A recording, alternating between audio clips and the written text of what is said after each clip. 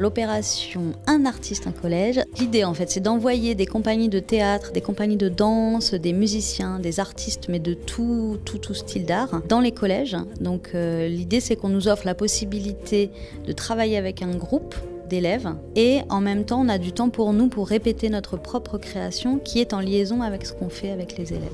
Avec cette classe de 3e, la moitié du groupe travaille en théâtre le texte de Shakespeare. Donc il y en a 6 qui jouent Roméo et 6 qui jouent Juliette et qui vont vraiment s'approprier les mots du poète. Et avec moi, ils écrivent des textes autour de l'amour, mais du coup c'est l'amour aujourd'hui, c'est-à-dire l'amour avec leurs propres mots. Et ensuite, les deux groupes se mélangent. Donc on va monter un spectacle dans lequel il va y avoir en écho le texte de Shakespeare avec les textes des élèves. Et ils vont le jouer. Roméo et Juliette, à la base, ils ont 14-15 ans. Donc déjà, on s'est dit, c'est leurs âges, en fait. C'est toujours un peu effrayant de s'attaquer à Shakespeare. C'est une langue lyrique, c'est une langue, mais qui est en fait beaucoup plus concrète qu'on ne croit.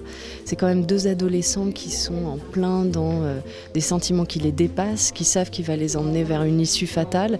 Donc cette dimension-là, de plus grand que soi, ça nous intéressait pour sortir les ados qui sont souvent dans des corps complexés, dans des corps timides. Donc c'était de dire, allez, sortez de vous, allez vers ça, et ça leur parle. Donc le fond, ils sont motivés. C'est l'effroyable progression de leur amour fatal. C'est le principe qui est chouette en fait, c'est de se dire un artiste peut venir bouleverser un peu un rythme scolaire, puisque tout d'un coup, il faut s'adapter à nos répétitions, on bouleverse l'espace parce que tout d'un coup on prend une salle de répète.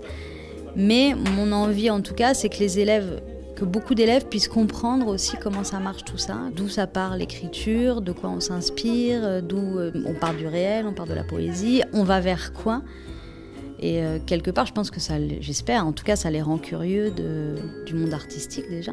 Et puis nous, on part du réel, donc on apprend plein de choses.